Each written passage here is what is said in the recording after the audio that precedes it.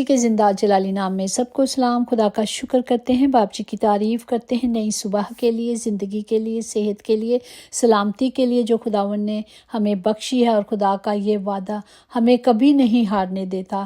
دیکھو میں دنیا کے آخر تک ہمیشہ تمہارے ساتھ رہوں گا۔ ہمیں صرف ایک راستہ چن لینا ہے، باقی سارے راستے خداوند نے بنانے ہیں، ہمیں صرف ارادہ کرنا ہے، باقی سب خدا کا کام ہے۔ آج کل روزوں کے ایام چل رہے ہیں اور روزہ دار اپنی جان کو دکھ دیتا ہے، اپنے جسم کی خاطر کچھ مدت تک کھانا پینا چھوڑ دیتا ہے تاکہ خدا کے ساتھ رجوع میں جائے، خدا کی حضوری میں جائے۔ اور روزہ کیا ہے؟ آج ہم متی کی انجیل اس کا 6 باب اس کی 17 آیات میں دیکھیں گے۔ بلکہ جب تو روزہ رکھے تو اپنے سر میں تیل ڈال اور منہ دھو۔ پاک کلام پڑھ جانے پر خدا کی برکت ہو، خدا کا شکر ہو، خدا کی تعریف ہو۔ یہاں ہمیں حکم دیا جا رہا ہے کہ جب ہم روزہ رکھیں تو ہم نے کیا کرنا ہے؟ اپنے سر میں تیل ڈالنا ہے۔ تیل جو تازگی کا علامت ہے، تیل جو ہمیں تازگی بخشتی ہے، چکنائی دیتی ہے، اور منہ دھونا ہے، منہ پانی سے دھونا ہے۔ تو جب پانی بھی ہمیں تازگی بخشتا ہے، اور ہم جانتے ہیں کہ پہلے زمانے میں لوگ صرف تیل لگاتے تھے۔ آج تو بہت ساری موئسچرائز کریمیں نکل گئی ہیں، لیکن پہلے تیل کا ہی یوز کیا جاتا تھا۔ ہماری ایک تائی تھی تو وہ دیکھتے تھے کہ ہمیشہ وہ سرسوں کا تیل لگاتی تھی۔ ہمارے پاپا بھی ہمیشہ سرسوں کا تیل لگاتے تھے۔ تو پہلے زمانے میں لوگ اسی طرح تیل کو استعمال کرتے تھے اپنے جسم کے لیے، اپنی تازگی کے لیے۔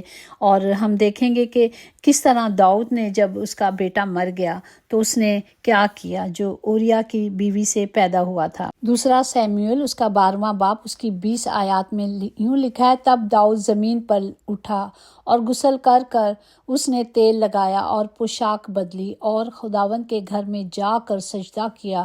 پھر وہ اپنے گھر آیا اور اس کے حکم دینے پر انہوں نے اس کے آگے روٹی رکھی اور اس نے کھایا۔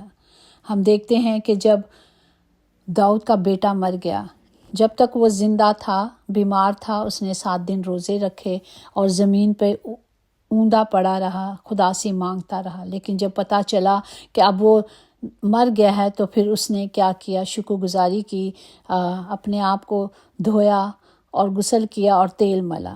تو تیل یہاں بھی ملا گیا۔ اسی طرح اگر ہم دیکھتے ہیں اس کا 10واں باب ہم دیکھیں گے، جہاں شاہ فارس بادشاہ کے 3 سال میں دانیل پر جب روح ظاہر ہوئی تو اس نے کیا کیا؟ اس روح کو جاننے کے لیے وہ 3 ہفتے تک اس نے یہ کام کیا، جو دانیل 10واں باب اس کی 2 یا 3 آیات میں یوں لکھا ہے کہ میں دانیل ان دنوں میں 3 ہفتوں تک ماتم کرتا رہا، نہ میں نے لذیذ کھانا کھایا، نہ گوشت کھایا، نہ میں میرے منہ میں داخل ہونے پائی، اور نہ میں نے تیل ملا، جب تک کہ پورے 3 ہفتے گزر نہ گئے۔ اس نے 3 ہفتے جو روزہ رکھا تھا وہ اس طرح کا روزہ رکھا تھا، نہ تو اس نے گوشت کھایا تھا، اچھا کھانا نہیں کھایا تھا، اور میں بھی نہیں پی تھی، اور تیل بھی نہیں لگایا گیا تھا۔ اس کا ٹائم پیریڈ، اس کی وقت مقرر ہوا تو ہم دیکھیں گے دانیل 10واں باب اس کی 12-13 میں، تب اس نے مجھ سے کہا، اے دانیل خوف نہ کھا، کیونکہ جس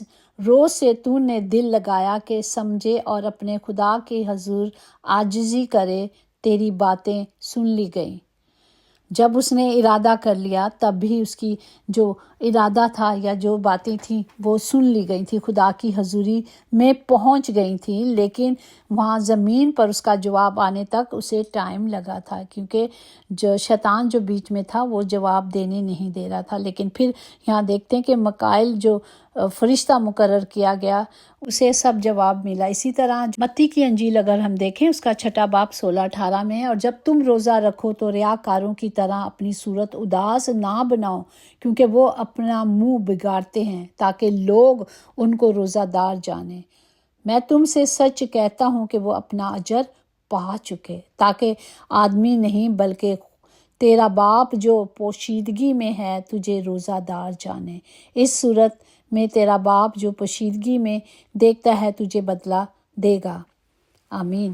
خدا کا کلام ہمیں سکھاتا ہے کہ جب ہم روزہ رکھیں تو ہم نے سر پہ تیل ڈالنا ہے، اور اپنے آپ کو یہ مت دکھائیں کہ میں منہ بگاڑ لیں، او روزہ لگ رہا ہے، پیاس لگی ہے۔ نہیں، خدا کہتا ہے کہ صرف خدا جانے کہ ہم نے اس کے لیے اس روزے کو رکھا ہے، اور جس مقصد کے لیے رکھا گیا ہے خدا نے اجر دینا ہے، نہ کہ بندوں نے دینا ہے۔ ہم سب روزہ رکھتے ہیں تو پھر ایک دوسرے کو بتائیں گے آج میرا روزہ نہیں۔ ہمیں روزہ رکھ کر کسی تک ظاہر نہیں کرنا کہ ہمارا روزہ ہے۔